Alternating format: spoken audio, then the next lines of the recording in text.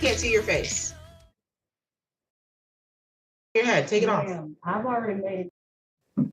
State of Michigan versus Portia Savage, 25-02183. Parents, please. Jeffrey Billabay on behalf of the people, Your Honor. Jacob Riley on behalf of Ms. Savage.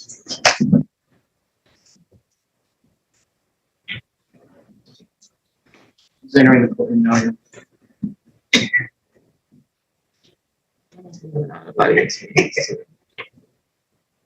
But am I having an out-of-body experience, Mr. Raleigh? Have you met with your client today? I have, Your Honor. Have you talked to your client about? It's another tense morning in Judge Boyd's courtroom, and already something feels off. The defendant arrives covered head to toe, refusing to remove her hood and mask. The judge pauses, visibly frustrated. You can almost feel the tension rising. What's your first thought here? Nerves, defiance, or pure disrespect? How to appear appropriately in court? Your Honor, she didn't say health concerns. What does that got to do with a hoodie and a hat on her head? In the middle of my courtroom. Are your witnesses here? Yes, Your Honor. You're having a trial today, correct? We have pitched an offer, so we were just waiting to hear. We don't do offers on the day of trial in my courtroom. That's been my policy, and the attorneys here and my staff are very much aware. We had a final pretrial on the 22nd of September, to which your office represented that the victim was here. Correct, Your Honor. And so if there was no offer extended at that time, the time to negotiate is now over. Judge Boyd wastes no time.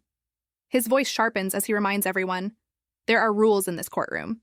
He demands proper dress, proper behavior, and above all, respect. Meanwhile, the defense tries to smooth things over, but the judge's patience is already thin. This isn't a lecture, it's a warning shot. Would you risk angering a judge on trial day? For trial. Are we running a trial or no? Or is she pleading to the charge? She's, I would leave that to defense. She's not pleading to the charge, Your Honor.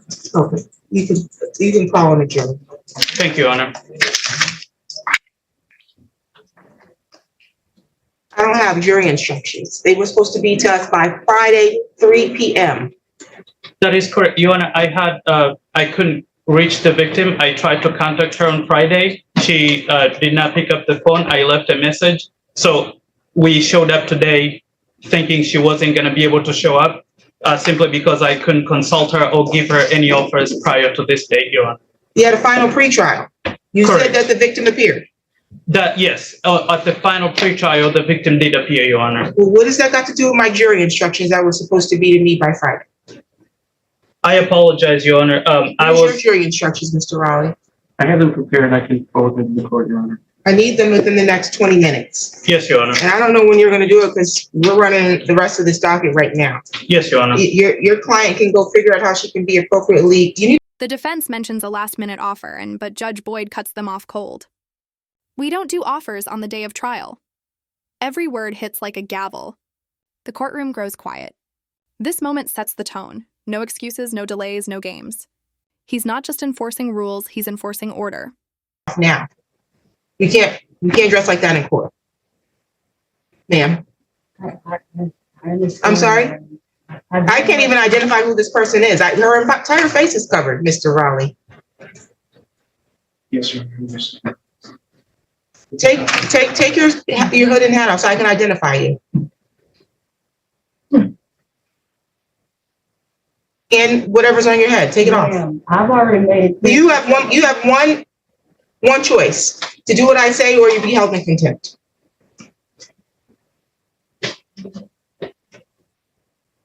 The prosecutor fumbles through explanations, missing victim, missing instructions, missed deadlines. The judge listens, unimpressed. By now you can tell, this isn't just about paperwork. It's about accountability. Judge Boyd's tone makes it clear. He's seen this too many times before. Do you think the attorneys were unprepared or just unlucky? Your head. I can't even see your face. Ma'am, I would like to protect my. You can remand her into custody. That's the only reason why I'm asking you. I've already made it clear on multiple accounts that I have vaginal problems, and I'm also health concerned because. What does that got to do with? I have to be able to see your face. What does that have to do with that? I can't see your face. I'm not going to go back and forth. I'm not going to negotiate. There's rules and there's policies. If you can't follow them, you'll be held in contempt and you'll be remanded into custody. You can remove the items or you can be remanded into custody. It's your choice. How long are we discussing? I've already asked. Until I can have the contempt hearing. Because you're not going to sit in a trial like that either. Then it escalates. The defendant still refuses to uncover her face. Judge Boyd orders her again and again. Take off the hood. Take off the hat. The courtroom falls silent. The judge gives one last chance. Obey. Or face contempt. This is no longer about attire. It's about defiance. Would you call this courage or arrogance?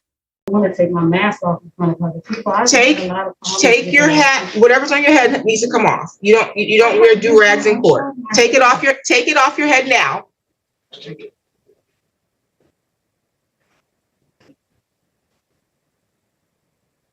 Remove your face mask so I can identify you. I need to see your entire face. I can't see your face. Ma'am, I can take her into custody. I don't have time for this. You'll have a bigger issue sitting down in jail. how long am I? It was at this moment that she knew. She fucked up. Taking the mask off. Oh, no, you didn't. No, you didn't. I cannot see your face. And I'm not going to go back and forth. Thank you. You remove it down lower so that I can identify you. When I said I've identified you, then I will allow you to put your mask back on. Not only that, you look at me when I'm talking. There's going to be a portion during this trial where you need to be identified. You'll be ordered to remove your mask again then. When the defendant cites health issues, the judge doesn't back down. His voice grows firm, commanding. He needs to identify her. It's the law. Yet she argues, hesitates, refuses. The audience watching can sense it. She's pushing him to the edge. And then the warning turns into action. You'll be remanded into custody. It's official. The judge's patience is gone. Yeah.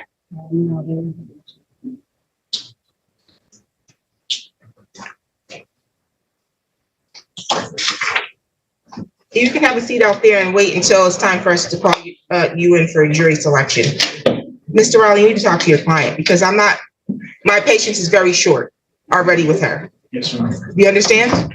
I understand. Okay. On the record, in the matter of the people of the state of... On the record, on the matter... A few minutes later. Tim here. Defender Lauren Sutter on behalf of Mr. Green. Your Honor, I was advised this morning that Mr. Green was not brought from Isabella County. He was written for a different day. Your Honor, I do have the victim Whose here. phone is ringing? And guess what I have to do in the middle of this? I got to now explain to our administration why we weren't notified on Friday that we needed a jury, because we have a policy here that you were advised of before you left this courtroom. As the bailiff approaches, the moment everyone feared happens. The defendant still resists until Judge Boyd finally loses patience. Oh, no, you didn't. That's the moment she realizes. She's gone too far. The courtroom transforms from tense to explosive. And do you think she ever meant to challenge the court? Or just panicked? Yes, Your Honor. I apologize, Your Honor.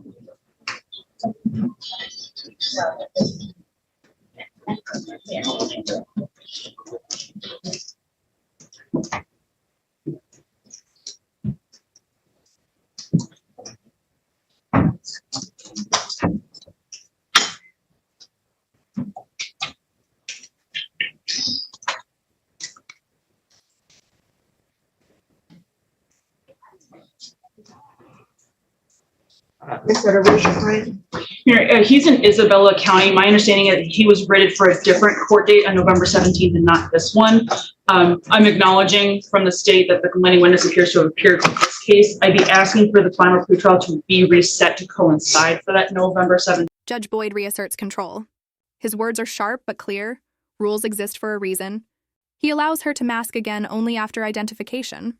A small mercy, but one that carries a big lesson. By now, everyone in the room, and everyone watching, understands the message. Respect the process, or face the consequences. And I would stipulate to the witnesses on this case not being recalled for that. That is correct, Your Honor. I do have the victim here. I talked to him on Friday, and he's here today, Your Honor. There was a There's another court date for this defendant? It's on another case. Yeah, there's another SM file with a final pretrial on November 17th. As the session continues, confusion spreads about missing defendants, wrong dates, and scheduling errors. It's chaos, but Judge Boyd holds the line. His courtroom runs on order, not sympathy. The final minutes wrap up in frustration, but also clarity. Everyone just got a reminder of who's in charge.